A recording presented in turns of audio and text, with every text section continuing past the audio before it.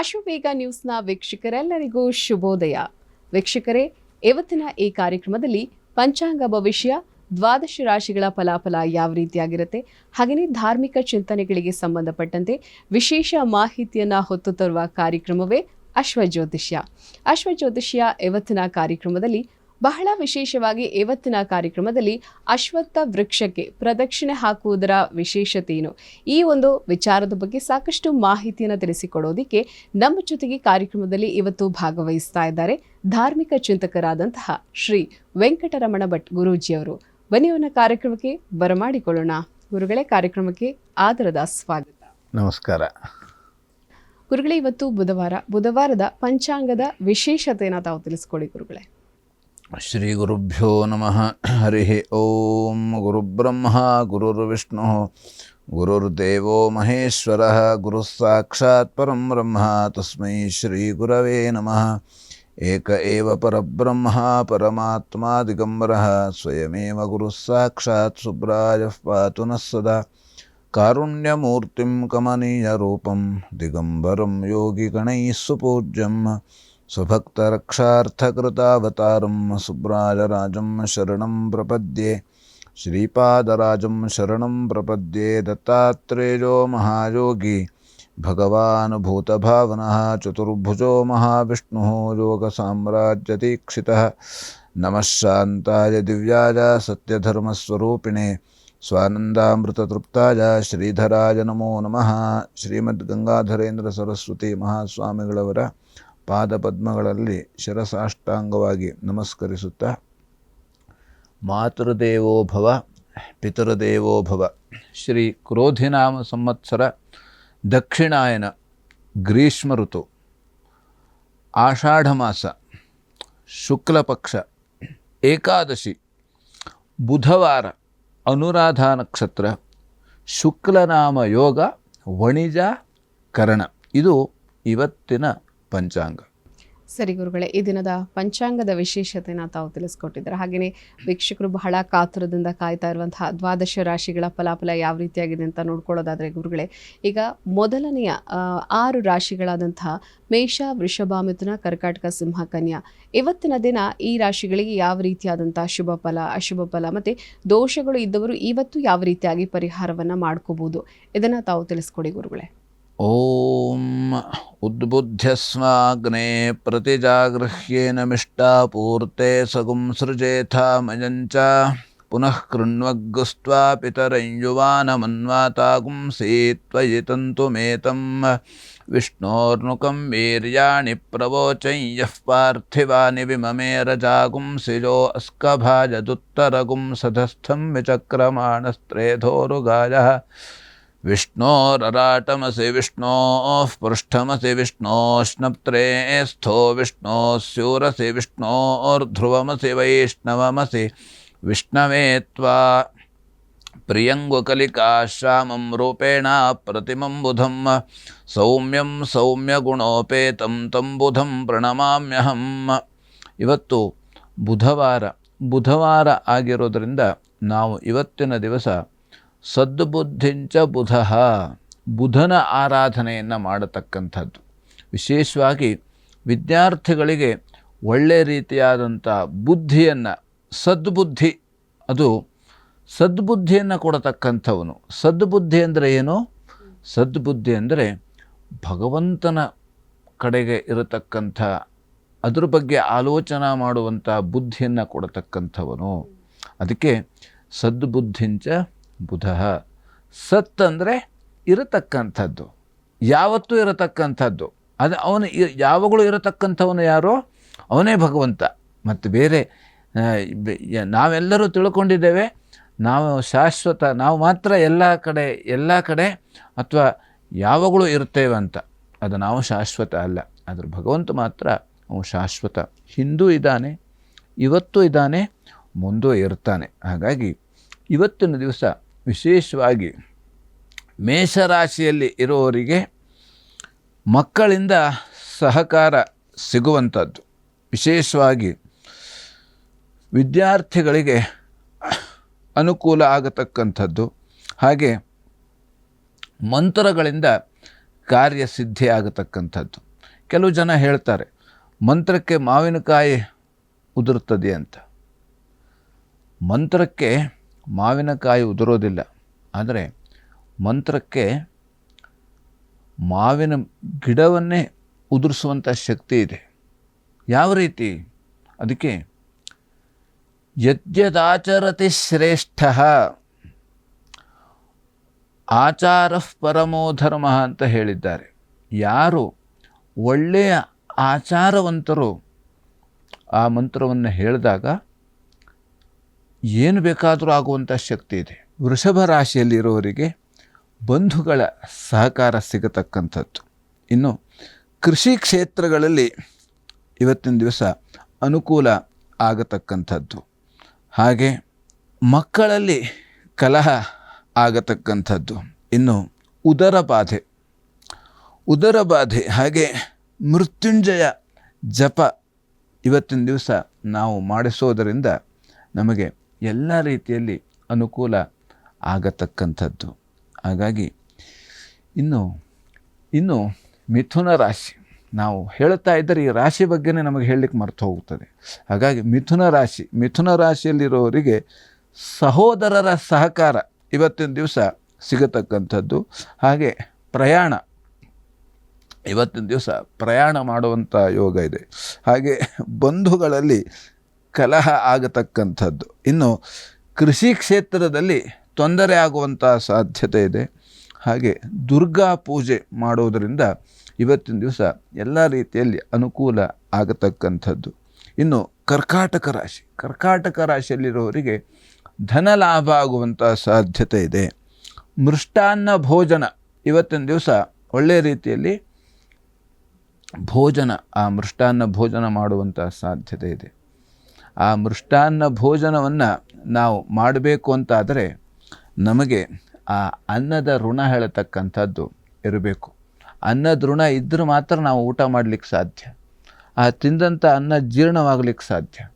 ಜೀರ್ಣವಾಗಿದಂಥ ಅನ್ನ ಅದು ನಮ್ಮ ಶರೀರಕ್ಕೆ ಅದು ಎಲ್ಲೆಲ್ಲಿ ಹೋಗಬೇಕು, ಏನೇನು ಆಗಬೇಕು ಅದು ಆಗಲಿಕ್ಕೆ ಸಾಧ್ಯ. ಹಾಗಾಗಿ ಆ ಅನ್ನದ ಋಣ ಹೇಳುವಂಥದ್ದು ನಮ್ಗೆ ಬಹಳ ಮುಖ್ಯ. ಇನ್ನು ವಿದ್ಯಾರ್ಥಿಗಳಿಗೆ ಅನುಕೂಲ ಆಗತಕ್ಕಂಥದ್ದು ಇವತ್ತಿನ ದಿವಸ. ಹಾಗೆ ಪತ್ರಿಕೋದ್ಯಮಕ್ಕೆ ಅನುಕೂಲ. ಯಾರಾದರೂ ಕೂಡ ಪತ್ರಿಕಾ ರಂಗದಲ್ಲಿ ಅಥವಾ ಉಪನ್ಯಾಸಕರಾಗಿ ಅಥವಾ ಶಿಕ್ಷಕರಾಗಿ ಯಾವ ರೀತಿ ಸೇವೆ ಸಲ್ಲಿಸುವವರು ಇದ್ದಾರೋ ಇವತ್ತಿನ ದಿವಸ ಅವರಿಗೆ ಒಳ್ಳೆಯ ರೀತಿಯಾದಂಥ ಆ ವಾಕ್ ಶುದ್ಧಿ ಇವೆರಡೂ ಕೂಡ ಒಳ್ಳೆಯ ರೀತಿಯಲ್ಲಿ ಅನುಕೂಲ ಆಗುವಂಥದ್ದು. ಹಾಗೆ ಸಹೋದರರಲ್ಲಿ ಸಹಕಾರ ಇವತ್ತಿನ ದಿವಸ ಇರ್ತದೆ. ವಿಷ್ಣು ಸೂಕ್ತ ಪಾರಾಯಣದಿಂದ ಎಲ್ಲ ರೀತಿಯಲ್ಲಿ ಅನುಕೂಲ ಆಗತಕ್ಕಂಥದ್ದು. ಇನ್ನು ಸಿಂಹರಾಶಿಯಲ್ಲಿರೋರಿಗೆ ಇವತ್ತಿನ ದಿವಸ ಆರೋಗ್ಯದಲ್ಲಿ ಸುಧಾರಣೆ ಆಗುವಂಥ ಸಾಧ್ಯತೆ ಇದೆ. ದೇವತಾ ಪೂಜೆಯಲ್ಲಿ ಭಾಗಿಯಾಗುವಂಥ ಸಾಧ್ಯತೆ ಇದೆ. ಧನಸ್ಥಾನದಲ್ಲಿ ತೊಂದರೆ ಆಗುವಂಥ ಸಾಧ್ಯತೆ ಇದೆ. ಸರಿಯಾದ ಸಮಯಕ್ಕೆ ಇವತ್ತಿನ ದಿವಸ ಆಹಾರ ಸಿಗೋದಿಲ್ಲ. ಹಾಗೆ ಮಹಾಲಕ್ಷ್ಮಿ ಪ್ರಾರ್ಥನೆ ಮಾಡುವುದರಿಂದ ಎಲ್ಲ ರೀತಿಯಲ್ಲಿ ಅನುಕೂಲ ಆಗತಕ್ಕಂಥದ್ದು. ಇನ್ನು ಕನ್ಯಾ ರಾಶಿಯಲ್ಲಿರುವವರಿಗೆ ಆರೋಗ್ಯದಲ್ಲಿ ವ್ಯತ್ಯಾಸ ಆಗುವಂಥ ಸಾಧ್ಯತೆ ಇದೆ. ಶಿರೋಬಾಧೆ, ತಲೆನೋವು, ಹಾಗೆ ಅಧಿಕ ವ್ಯಯ, ಹಾಗೆ ವಿದ್ಯಾರ್ಥಿಗಳಿಗೆ ಇವತ್ತಿನ ದಿವಸ ಅನುಕೂಲ ಆಗುವಂಥ ಸಾಧ್ಯತೆ ಇದೆ. ಪರಿಹಾರಕ್ಕಾಗಿ ಮಹಾಲಕ್ಷ್ಮಿ ಪೂಜೆ ಪ್ರಾರ್ಥನೆ ಮಾಡುವುದರಿಂದ ಎಲ್ಲ ರೀತಿಯಲ್ಲಿ ಅನುಕೂಲ ಆಗತಕ್ಕಂಥದ್ದು. ಸರಿ ಗುರುಗಳೇ, ಮೊದಲನೆಯ 6 ರಾಶಿಗಳಾದಂತಹ ಮೇಷ, ವೃಷಭ, ಮಿಥುನ, ಕರ್ಕಾಟಕ, ಸಿಂಹ, ಕನ್ಯಾ ಈ ರಾಶಿಗಳಲ್ಲಿ ಯಾವ ದೋಷಗಳಿವೆ, ಈ ದೋಷಗಳಿಗೆ ಯಾವ ರೀತಿಯಾಗಿ ಪರಿಹಾರವನ್ನು ಮಾಡ್ಕೋಬಹುದು ಅನ್ನೋದನ್ನು ತಿಳಿಸ್ಕೊಟ್ಟಿದ್ದೀರಾ. ಕಾರ್ಯಕ್ರಮದಲ್ಲಿ ಸಣ್ಣದೊಂದು ವಿರಾಮವನ್ನು ತೆಗೆದುಕೊಳ್ಳುವಂತಹ ಸಮಯ ಆಗಿದೆ ಗುರುಗಳೇ. ಪ್ರಿಯ ವೀಕ್ಷಕರೇ, ಗುರುಗಳನ್ನು ತಾವು ನೇರ ಭೇಟಿಯಾಗಬೇಕು ಅಂತ ಆಸಕ್ತಿ ಇರುವಂಥವರು ಅಶ್ವತ್ ಜ್ಯೋತಿಷ್ಯ ಕಾರ್ಯಕ್ರಮ ಪ್ರಸಾರವಾಗುವಂತಹ ಸಂದರ್ಭದಲ್ಲಿ ಒಂದು ನಂಬರ್ ಡಿಸ್ಪ್ಲೇ ಆಗುತ್ತೆ. ಆ ನಂಬರ್ಗೆ ಕರೆ ಮಾಡಿ ಗುರುಗಳನ್ನು ತಾವು ಮಲ್ಲೇಶ್ವರಂನ 5ನೇ ಕ್ರಾಸ್ 5ನೇ ಮೇನ್ನಲ್ಲಿರುವ ಜಂಬೂ ಗಣಪತಿ ದೇವಸ್ಥಾನದಲ್ಲಿ ನೇರ ಭೇಟಿಯಾಗಿ ನಿಮ್ಮ ಜಾತಕದಲ್ಲಿ ಇರುವಂತಹ ದೋಷಗಳಿಗೆ ಪರಿಹಾರವನ್ನು ಕಂಡುಕೊಳ್ಬೋದು. ಹಾಗೆಯೇ ಜಾತಕವನ್ನು ಯಾರು ಬರೆಸಿಲ್ವೋ ಅವರು ಜಾತಕವನ್ನು ಕೂಡ ಬರೆಸ್ಬೋದು. ಇದರ ಜೊತೆಗೆ ಪೂಜೆ, ಹೋಮ, ಹವನ ಮತ್ತು ಶುಭ ಕಾರ್ಯ, ಮಂಗಳ ಕಾರ್ಯ ಮಾಡಿಸುವಂಥವರು ಗುರುಗಳ ಜೊತೆ ನೇರವಾಗಿ ಮಾತನಾಡ್ಬೋದು ಈ ವಿಚಾರಕ್ಕೆ ಸಂಬಂಧಪಟ್ಟಂತೆ ಹೇಳ್ತಾ ಕಾರ್ಯಕ್ರಮದಲ್ಲಿ ಪುಟ್ಟದೊಂದು ವಿರಾಮದ ನಂತರ ಮತ್ತಷ್ಟು ಧಾರ್ಮಿಕ ವಿಚಾರಗಳು.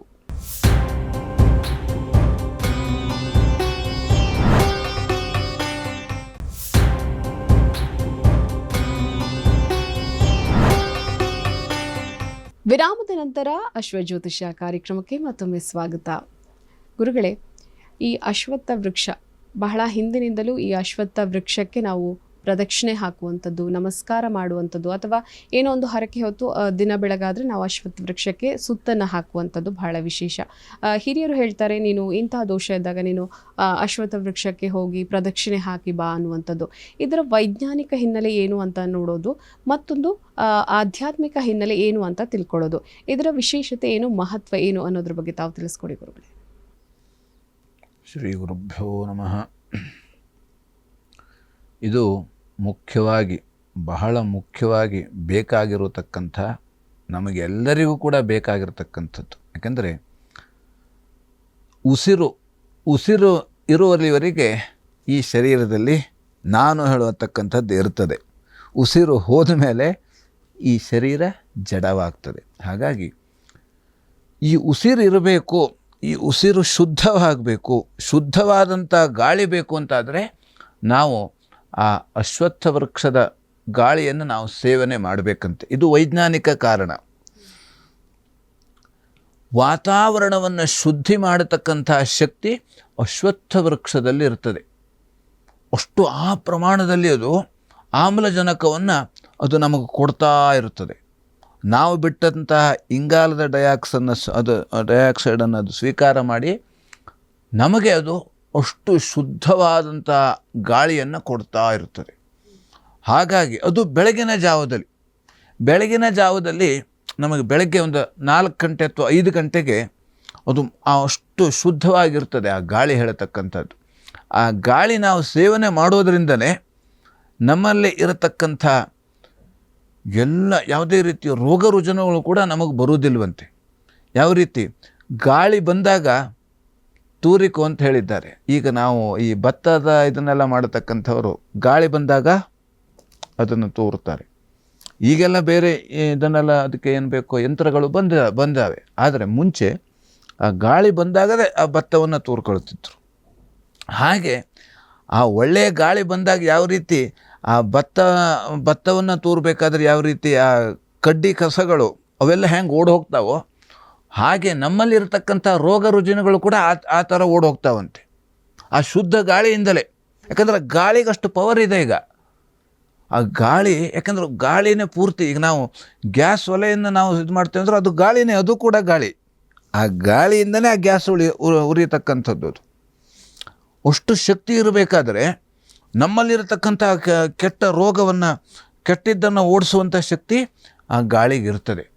ಹಾಗಾಗಿ ಅದು ನೋಡಿ, ಒಂದು ಜೋರಾದ ಗಾಳಿ ಬಂತು ಅಂದರೆ ಎಲ್ಲ ಕಸ ಕಡ್ಡಿಗಳು ಅವು ಇವು ಎಲ್ಲ ಹೆಂಗೆ ಓಡೋಗ್ತಾವೆಯೋ ಹಾಗೆ ನಮ್ಮಲ್ಲಿ ಇರತಕ್ಕಂಥ ದುಷ್ಟಶಕ್ತಿಗಳು ಕೂಡ ಹೋಗ್ತಾವಂತೆ. ಆ ದುಷ್ಟಶಕ್ತಿಗಳು ಕೆಲವು ಆ ಗಾಳಿಯಿಂದ ನಮಗೆ ತೊಂದರೆ ಕೊಡುವಂಥ ದುಷ್ಟಶಕ್ತಿಗಳು ಕೂಡ ಇರ್ತವೆ. ಅವು ಕಣ್ಣಿಗೆ ಕಾಣೋದಿಲ್ಲ, ಆದರೆ ಗಾಳಿಯಾಗಿ ಬಂದು ಆ ಗಾಳಿಯಲ್ಲಿ ಸೇರಿಕೊಂಡು ನಮಗೆ ಬೇರೆ ಬೇರೆ ರೀತಿಯಲ್ಲಿ ನಮ್ಮ ದೇಹಕ್ಕೆ ತೊಂದರೆ ಕೊಡುವಂಥ ಶಕ್ತಿಗಳು ಕೂಡ ಅದು ಇದ್ದಾವೆ. ಅದು ಈ ಸೂಕ್ಷ್ಮದರ್ಶಕದಿಂದಲೂ ಕೂಡ ಅಂಥವು ಕಾಣೋದಿಲ್ಲ ಅವು. ಅದಕ್ಕೆ ನಮಗೆ ಅದಕ್ಕೆ ಬೇರೆ ರೀತಿಯಾದಂಥ ಈ ನಮ್ಮಲ್ಲಿ ಇರತಕ್ಕಂಥ ಆ ಶಕ್ತಿಯಿಂದ, ಆತ್ಮಶಕ್ತಿಯಿಂದಲೇ ಅವ್ರನ್ನ ನೋಡಬೇಕು. ಬಿಟ್ಟರೆ ಆ ಮಂತ್ರ ಯಂತ್ರಾದಿಗಳಿಂದಲೇ ಅವರಿಗೆ ಯಾವ ರೀತಿ ತಡೆಯನ್ನು ಕೊಡಬೇಕು, ಬಿಟ್ಟರೆ ಬೇರೆ ಯಾವುದೇ ರೀತಿ ತಡೆ ಕೊಡಲಿಕ್ಕೆ ಸಾಧ್ಯ ಇಲ್ಲ. ಹಾಗಾಗಿ ವಿಶೇಷವಾಗಿ ನಾವು ಬೆಳಗಿನ ಜಾವದಲ್ಲಿ ಏಳೋದರಿಂದಲೇ ನಮಗೆ ಎಲ್ಲ ರೀತಿಯಲ್ಲಿ ಆರೋಗ್ಯವನ್ನು ನಮಗೆ ಸಿಗತಕ್ಕಂಥದ್ದು, ಆರೋಗ್ಯ ಸಿಗ್ತದೆ. ಆರೋಗ್ಯದ ಜೊತೆಯಲ್ಲಿ ಆಯುಷ್ಯನೂ ಕೂಡ ವೃದ್ಧಿಯಾಗತಕ್ಕಂಥದ್ದು. ಅದಕ್ಕಾಗಿ ಇನ್ನು ಆಧ್ಯಾತ್ಮಿಕ ಕಾರಣವಾಗಿ ಮೂಲತೋ ಬ್ರಹ್ಮರೂಪಾಯ ಮಧ್ಯತೋ ವಿಷ್ಣುರೂಪಿಣಿ ಅಗ್ರತ್ ಶಿವರೂಪಾಯ ವೃಕ್ಷರಾಜಾಯತೆ ನಮಃ ಅಂತ ಹೇಳಿದ್ದಾರೆ. ವೃಕ್ಷ ರಾಜ ಅದು ಭಗವಂತ ಹೇಳಿದ್ದಾನೆ. ಅಶ್ವತ್ಥ ಸರ್ವವೃಕ್ಷಾಣ, ತಾನು ಮರದಲ್ಲಿ ಯಾವ ಮರದಲ್ಲಿದ್ದಾನೆ ಅಂತ ಹೇಳಿದ್ದಾನೆ, ಅಶ್ವತ್ಥ ವೃಕ್ಷದಲ್ಲಿದ್ದಾನೆ ಅವನು ಭಗವಂತ. ಅದಕ್ಕಾಗಿ ಅಶ್ವತ್ಥ ವೃಕ್ಷದ ಪೂಜೆ ಮಾಡ್ತಾರೆ, ಅಶ್ವತ್ಥ ಉಪನಯನ ಮಾಡ್ತಾರೆ. ಅದಕ್ಕೆ ನಾವು ಹೇಗೆ ಮನುಷ್ಯರಿಗೆ ಯಾವ ರೀತಿ ಉಪನಯನವನ್ನು ಮಾಡ್ತಾರೋ ಅದಕ್ಕೂ ಕೂಡ ಉಪನಯನ ಮಾಡ್ತಾರೆ. ಯಾಕಂದ್ರೆ ಅದು ಆ ಭಗವಂತ ಅಲ್ಲಿ ಇರೋದಕ್ಕಾಗಿ. ಯಾವ ರೀತಿ ಭಗವಂತನಿಗೆ ಹಿಂದೆ ಯಾವ ರೀತಿ ಸೀತಾರಾಮರ ಕಲ್ಯಾಣ ಇದೆಲ್ಲ ಆಯಿತು, ಗಿರಿಜಾ ಕಲ್ಯಾಣ, ಹಾಗೆ ರಾಧಾಕೃಷ್ಣ ಕಲ್ಯಾಣ ಇದೆಲ್ಲ ಹೇಗೆ ಆಯಿತು, ಹೀಗೆ ಆ ಅಶ್ವತ್ಥಕ್ಕೂ ಕೂಡ ಉಪನಯನವನ್ನು ಮಾಡ್ತಾರೆ. ಹಾಗೆ ಮದುವೆಯನ್ನು ಕೂಡ ಮಾಡ್ತಾರೆ. ಹಾಗಾಗಿ ಈ ರೀತಿಯಲ್ಲಿ ಆ ಭಗವಂತ ಅದಕ್ಕೆ ಬೇರೆ ಕಥೆನೇ ಇದೆ. ಯಾಕೆ ಅದಕ್ಕೆ ನಮಸ್ಕಾರ ಮಾಡಬೇಕು ಅಂತ ಅದಕ್ಕೆ ಮತ್ತೊಂದು ದಿವಸ ಹೇಳುವ ಆಗತ್ತೆ. ಆದರೆ ಈ ಅಶ್ವತ್ಥ ವೃಕ್ಷದಲ್ಲಿ ಕೆಳಗಡೆ ನಮಗೆ ಗೊತ್ತಿದ್ದಂಗೆ ಬ್ರಹ್ಮನ ಆರಾಧನೆಯಿಂದ ನಮಗೆ ಬುದ್ಧಿಯನ್ನು ಕೊಡ್ತಾನೆ. ವಿದ್ಯಾರ್ಥಿಗಳು ನಮಗೆಲ್ಲರಿಗೂ ಕೂಡ ವಿದ್ಯೆಯನ್ನು ಕೊಡತಕ್ಕಂಥವನು ಬ್ರಹ್ಮ. ಹಾಗೆ ವಿಷ್ಣು ನಮಗೇನು ಕೊಡ್ತಾನೆ? ಸಂಪತ್ತನ್ನು ಕೊಡ್ತಾನೆ. ಅದಕ್ಕಾಗಿ ವಿಷ್ಣುವಿನ ಆರಾಧನೆ ಮಾಡಿದ್ರೆ ಲಕ್ಷ್ಮಿ ನಮ್ಮ ಮನೇಲಿ ಯಾವತ್ತೂ ಕೂಡ ಇರ್ತಾಳಂತೆ. ಲಕ್ಷ್ಮಿ ಆರಾಧನೆ ಮಾಡಿದ್ರೆ ವಿಷ್ಣು ಇರುವುದಿಲ್ವಂತೆ.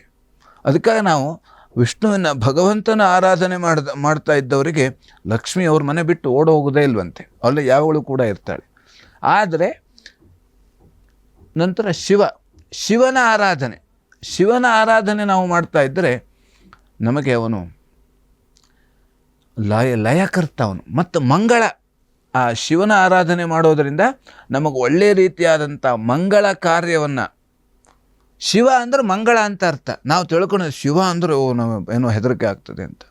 ಅವನು ಹೆದರಿಸುವನು ಅಲ್ಲ, ಅವನು ಒಳ್ಳೆಯ ರೀತಿಯಾದಂಥ ಮಂಗಳ ಕಾರ್ಯವನ್ನು ಅವನು ನೆರವೇರಿಸುವವನು. ಹಾಗೆ ದುಷ್ಟರಿಗೆ ಶಿಕ್ಷೆಯನ್ನು ಕೊಡತಕ್ಕಂಥವನು. ಹಾಗಾಗಿ ನಾವು ಆಧ್ಯಾತ್ಮಿಕ ದೃಷ್ಟಿಯಿಂದ ನಾವು ಆ ಅಶ್ವತ್ಥ ವೃಕ್ಷದ ಕೆಳಗಡೆ ಕುಳಿತುಕೊಂಡು ಧ್ಯಾನ ಮಾಡೋದರಿಂದ ನಮಗೆ ಏಕಾಗ್ರತೆ ಬರ್ತದೆ. ಏಕಾಗ್ರತೆ ಮನಸ್ಸಿಗೆ ಬಂತೋಳಾದರೆ ಮನಸ್ಸು ಸಂತೋಷವಾಯಿತು. ಯಾವುದೇ ಅದಕ್ಕೆ ಚಿತ್ತವೃತ್ತಿ ನಿರೋಧ ಯೋಗ ಅಂತ ಹೇಳಿದ್ದಾರೆ. ಯೋಗ ಅಂದರೆ ಚಿತ್ತವೃತ್ತಿ ನಿರೋಧ. ಚಿತ್ತ ಅಂದರೆ ಮನಸ್ಸು. ಆ ಮನಸ್ಸಿನ ಆ ಓಡಾಡುವಿಕೆಯನ್ನು, ಮನಸ್ಸಿನ ಚಾಂಚಲ್ಯವನ್ನು ಅದು ನಿಗ್ರಹಿಸ್ತಕ್ಕಂಥದ್ದೇ ಯೋಗ. ಹಾಗಾಗಿ ವಿಶೇಷವಾಗಿ ನಾವು ಎಲ್ಲರೂ ಕೂಡ ಆದಷ್ಟು ನಮ್ಮ ಹತ್ತಿರ ಇದ್ದರೆ, ಆ ಅಶ್ವತ್ಥ ವೃಕ್ಷ ಇದ್ದರೆ ನಾವು ಅಲ್ಲಿ ಬೆಳಗ್ಗೆ ಹೋಗಿ ಅಲ್ಲಿ ಪ್ರದಕ್ಷಿಣೆ ಆದರೂ ಮಾಡತಕ್ಕಂಥದ್ದು. ಕೆಲವು ರೋಡಲ್ಲಿದ್ದರೆ ನಾವು ಪ್ರದಕ್ಷಿಣೆ ಮಾಡಲಿಕ್ಕೆ ಹೋಗಬಾರ್ದು. ಅದರ ಪಕ್ಕದಲ್ಲಿ ನಿಂತ್ಕೊಂಡು ಅಥವಾ ಕುಳಿತುಕೊಂಡು ಧ್ಯಾನನೋ ಅಥವಾ ನಮಸ್ಕಾರ ಮಾಡೋದರಿಂದ ನಮಗೆ ಎಲ್ಲ ರೀತಿಯಲ್ಲಿ ಅನುಕೂಲ ಆಗತಕ್ಕಂಥದ್ದು. ಆಧ್ಯಾತ್ಮಿಕವಾಗಿಯೂ ಅನುಕೂಲ, ವ್ಯಾವಹಾರಿಕವಾಗಿಯೂ ತುಂಬ ಅನುಕೂಲ ಇದೆ. ಸರಿ ಗುರುಗಳೇ, ಅಶ್ವತ್ಥ ವೃಕ್ಷಕ್ಕೆ ನಾವು ಯಾಕೆ ಪ್ರದಕ್ಷಿಣೆಯನ್ನು ಹಾಕಬೇಕು, ಯಾಕೆ ನಮಸ್ಕಾರವನ್ನು ಮಾಡಬೇಕು, ಯಾಕೆ ಅಷ್ಟೊಂದು ಪೂಜನೀಯ ಭಾವನೆಯನ್ನು ನಾವು ತುಂಬ್ತೀವಿ, ಮತ್ತು ಇದರ ವಿಶೇಷತೆ ಏನು, ಹಿನ್ನೆಲೆ ಏನು, ವೈಜ್ಞಾನಿಕ ಹಿನ್ನೆಲೆ ಏನು ಅನ್ನೋದನ್ನು ಕೂಡ ತಾವು ತಿಳಿಸ್ಕೊಟ್ಟಿದ್ದೀರಾ. ಹಾಗೆಯೇ ಉಳಿದಂತಹ ರಾಶಿಗಳಾದಂತಹ ತುಲಾ, ವೃಶ್ಚಿಕ, ಧನಸ್ಸು, ಮಕರ, ಕುಂಭ, ಮೀನ ಈ ರಾಶಿಗಳಿಗೆ ಇವತ್ತಿನ ದಿನ ಯಾವ ರೀತಿಯಾದಂತಹ ದೋಷ ಇದೆ, ಅದಕ್ಕೆ ಏನು ಪರಿಹಾರವನ್ನು ಮಾಡ್ಕೋಬೋದು ತಿಳಿಸ್ಕೊಡಿ ಗುರುಗಳೇ. ಇನ್ನು ತುಲಾರಾಶಿಯಲ್ಲಿರೋರಿಗೆ ಕೃಷಿಯಿಂದ ಖರ್ಚಾಗುವಂಥ ಸಾಧ್ಯತೆ ಇದೆ. ಆರೋಗ್ಯದಲ್ಲಿ ಸ್ವಲ್ಪ ಏರುಪೇರಾಗತಕ್ಕಂಥದ್ದು, ವೈರಿಯಿಂದ ತೊಂದರೆ ಬರುವಂಥ ಸಾಧ್ಯತೆ ಇದೆ. ಹಾಗೆ ವ್ಯಾಪಾರದಿಂದ ಇವತ್ತಿನ ದಿವಸ ಲಾಭ ಆಗತಕ್ಕಂಥದ್ದು. ಶ್ರೀ ಸೂಕ್ತ ಪಾರಾಯಣ ಮಾಡೋದರಿಂದ ಇವತ್ತಿನ ದಿವಸ ಎಲ್ಲ ರೀತಿಯಲ್ಲಿ ಅನುಕೂಲ ಆಗತಕ್ಕಂಥದ್ದು. ಇನ್ನು ವೃಶ್ಚಿಕ ರಾಶಿಯಲ್ಲಿರುವವರಿಗೆ ವ್ಯಾಪಾರದಲ್ಲಿ ನಷ್ಟ ಆಗುವಂಥ ಸಾಧ್ಯತೆ ಇದೆ. ಬೆಳ್ಳಿ ಬಂಗಾರದ ಅಂಗಡಿಗೂ ಕೂಡ ನಷ್ಟ ಆಗುವಂಥ ಸಾಧ್ಯತೆ ಇದೆ. ವೃತ್ತಿಯಲ್ಲಿ ಅನುಕೂಲ ಆಗುವಂಥ ಸಾಧ್ಯತೆ ಇದೆ. ಮಹಾಗಣಪತಿ ಪೂಜೆ ಮಾಡೋದರಿಂದ ಎಲ್ಲ ರೀತಿಯಲ್ಲಿ ಅನುಕೂಲ ಆಗತಕ್ಕಂಥದ್ದು. ಇನ್ನು ಧನುರಾಶಿಯಲ್ಲಿರೋರಿಗೆ ವೃತ್ತಿಯಲ್ಲಿ ಸ್ವಲ್ಪ ಕಿರಿಕಿರಿ ಆಗುವಂಥ ಸಾಧ್ಯತೆ ಇದೆ. ತೀರ್ಥಯಾತ್ರೆಗಳಲ್ಲಿ ಭಾಗಿಯಾಗುವಂಥ ಸಾಧ್ಯತೆ ಇದೆ. ದಾನ ಧರ್ಮಗಳಲ್ಲೂ ಕೂಡ ಭಾಗಿಯಾಗುವಂಥ ಸಾಧ್ಯತೆ ಇದೆ. ಪರಿಹಾರಕ್ಕಾಗಿ ಧ್ಯಾನ ಮತ್ತು ಪ್ರಾಣಾಯಾಮ ಮಾಡೋದರಿಂದ ಎಲ್ಲ ರೀತಿಯಲ್ಲಿ ಅನುಕೂಲ ಆಗತಕ್ಕಂಥದ್ದು. ಹಾಗಾಗಿ ಇನ್ನು ಮಕರ ರಾಶಿಯಲ್ಲಿರೋರಿಗೆ ವೈರಿಯಿಂದ ತೊಂದರೆ ಬರುವಂಥ ಸಾಧ್ಯತೆ ಇದೆ. ನದಿಯಿಂದ ತೊಂದರೆ, ನದಿಯಲ್ಲಿ ತೊಂದರೆ. ಯಾಕೆಂದರೆ ನಾವು ಆದಷ್ಟು ಈ ನದಿ, ಯಾಕೆಂದರೆ ಮಳೆಗಾಲ ಆಗಿರೋದರಿಂದ ನಾವು ಆದಷ್ಟು ಈ ನೀರಿನ ಬಗ್ಗೆನೇ ಜಾಸ್ತಿ ಒತ್ತು ಕೊಡಬೇಕು. ನೀರಿನಿಂದ ನಮಗೆ ತೊಂದರೆ ಬರತಕ್ಕಂಥದ್ದು ಜಾಸ್ತಿ ಆಗಿರ್ತದೆ. ನೀರು ಕುಡಿಯೋದರಿಂದಲೂ ತೊಂದರೆ ಬರತಕ್ಕಂಥದ್ದು, ನೀರಿನಲ್ಲಿ ಹೋಗುವುದರಿಂದಲೂ ತೊಂದರೆ ಬರತಕ್ಕಂಥದ್ದು. ಹಾಗೆ ನೀರಿನಿಂದ ಕೃಷಿ ಕ್ಷೇತ್ರಗಳಲ್ಲಿ ಬೇರೆ ಬೇರೆ ರೀತಿಯಲ್ಲಿ ಅಥವಾ ಮನೆಗಳಲ್ಲಿ ಈಗ ನಾವು ನೋಡ್ತಾ ಇದ್ದೇವೆ, ಎಲ್ಲೋ ಜಾಸ್ತಿ ಆಯಿತು, ನೀರು ಬಂತು ಮನೆ, ಹೀಗೆ ಈ ರೀತಿ ತೊಂದರೆ ನೀರು ಬಂದಾಗ ನಾವು ಆದಷ್ಟು ಜಾಗ್ರತೆಯನ್ನು ವಹಿಸಬೇಕು. ಅದರಲ್ಲಿ ಮತ್ತು ನಾವು ಈಜಾಡುವುದು ಅಥವಾ ಬೇರೆ ಬೇರೆ ಇದನ್ನೆಲ್ಲ ಮಾಡುವಂಥದ್ದು ನಾವು ಮಾಡಬಾರ್ದು. ಹೀಗೆ ಯಾತ್ರಾರ್ಥಿಗಳಿಗೆ ಇವತ್ತಿನ ದಿವಸ ತೊಂದರೆ ಆಗುವಂಥ ಸಾಧ್ಯತೆ ಇದೆ. ಯಾತ್ರಾರ್ಥಿಗಳು ಇವತ್ತಿನ ದಿವಸ ಎಲ್ಲಾದರೂ ದೂರ ಯಾತ್ರೆಗೆ ಹೋಗುವರಿದ್ದರೆ ಆದಷ್ಟು ಮುಂಜಾಗ್ರತಾ ಕ್ರಮವನ್ನು ವಹಿಸ್ಕೊಂಡು ಹೋಗುವಂಥದ್ದು ತುಂಬ ಮುಖ್ಯವಾಗಿರ್ತದೆ. ಇನ್ನು ಉನ್ನತ ಶಿಕ್ಷಣಕ್ಕೆ ಅನುಕೂಲ ಆಗುವಂಥ ಸಾಧ್ಯತೆ ಇದೆ. ಗೋಸೇವೆ ಮಾಡುವುದರಿಂದ ಎಲ್ಲ ರೀತಿಯಲ್ಲಿ ಅನುಕೂಲ ಆಗತಕ್ಕಂಥದ್ದು. ಇನ್ನು ಕುಂಭರಾಶಿಯಲ್ಲಿರುವವರಿಗೆ ದೂರ ಪ್ರಯಾಣ ಮಾಡುವಂಥ ಸಾಧ್ಯತೆ ಇದೆ. ಹೆಂಡತಿಯಿಂದ ಸಹಕಾರ ಸಿಗುವಂಥದ್ದು. ಸ್ವಲ್ಪ ದೇಹಕ್ಕೆ ಪೆಟ್ಟಾಗಬಹುದು. ಹಾಗಾಗಿ ಜಾಗ್ರತೆಯಿಂದ ನಾವು ಹೋಗುವಾಗ ಜಾಗ್ರತೆಯನ್ನು ವಹಿಸಿದಲ್ಲಿ ಎಲ್ಲ ರೀತಿಯಲ್ಲಿ ಅನುಕೂಲ ಆಗತಕ್ಕಂಥದ್ದು. ಮೃತ್ಯುಂಜಯ ಜಪವನ್ನು ಮಾಡುವುದರಿಂದ ಎಲ್ಲ ರೀತಿಯಲ್ಲಿ ಇವತ್ತಿನ ದಿವಸ ಅನುಕೂಲ ಇದೆ.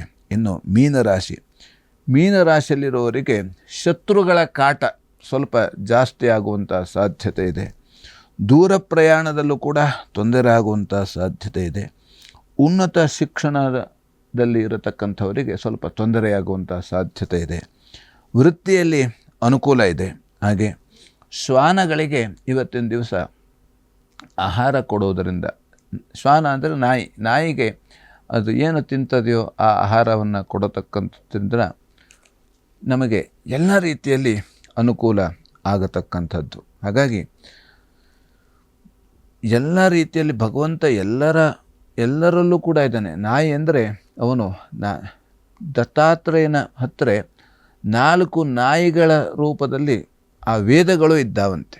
ಹಾಗಾಗಿ ನಾವು ನಾಯಿಯನ್ನು ಕೂಡ ಉಪೇಕ್ಷೆ ಮಾಡುವಂಗಿಲ್ಲ. ಅದಕ್ಕೆ ಯಾವ ಪ್ರಾಣಿ ಯಾವ ಪಕ್ಷಿಯನ್ನು ನಾವು ಉಪೇಕ್ಷೆ ಮಾಡುವಂಗಿಲ್ಲ. ಹದ್ದಿಗೂ ಕೂಡ ನಾವು ಉಪೇಕ್ಷೆ ಮಾಡುವಂಗಿಲ್ಲ. ಅವರವರ ಒಂದು ಶರೀರಕ್ಕೆ ಸಂಬಂಧಪಟ್ಟಂತೆ ಅವರವರ ಆಹಾರವನ್ನು ಅವರು ಸ್ವೀಕಾರ ಮಾಡತಕ್ಕಂಥದ್ದು. ಹಾಗಾಗಿ ಭಗವಂತ ಎಲ್ಲರಲ್ಲೂ ಇದ್ದಾನೆ.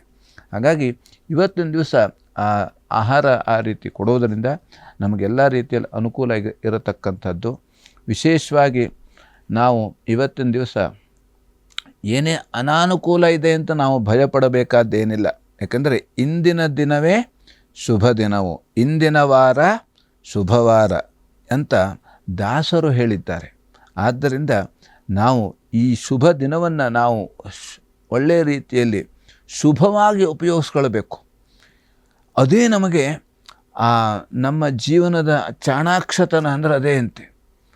ಕಷ್ಟದಲ್ಲೂ ಕೂಡ ಮನಸ್ಸನ್ನು ಹತೋಟಿಯಲ್ಲಿ ಇಡುವುದೇ ಅದೇ ತಪಸ್ಸು, ಅದೇ ಸಾಧನೆ. ಯಾಕಂದರೆ ಕಷ್ಟ ಬಂದಾಗ ನಾವು ಕುಗ್ಗು ಹೋಗ್ಬಿಟ್ರೆ ಆವಾಗದು ಸಾಧನೆ ಆಗೋದಿಲ್ಲ. ಕಷ್ಟದಲ್ಲಿ ಕುಗ್ಗಬಾರದು, ಸುಖದಲ್ಲಿ ಹಿಗ್ಗಬಾರದು.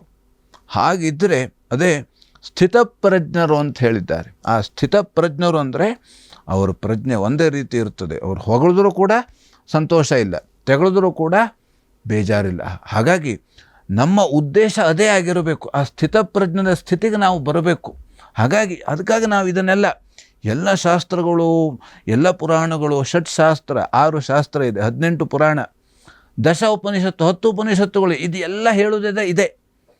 ನಾವು ಆ ಭಗವಂತನ ಕಡೆಗೆ ಹೋಗುವಂಥದ್ದು ಸ್ಥಿತಪ್ರಜ್ಞರಾಗಿ ಆದಾಗ ನಮಗೆ ಯಾರ ಭಯವೂ ಇಲ್ಲ.